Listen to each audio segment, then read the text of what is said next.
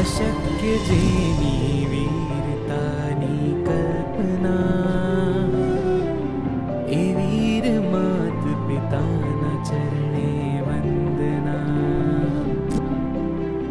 આંખમાં તો અશ્રુઓની ધાર છે,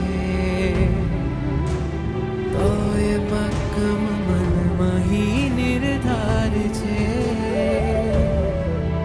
વાલથી ભરેલ મનને મનાવે છે.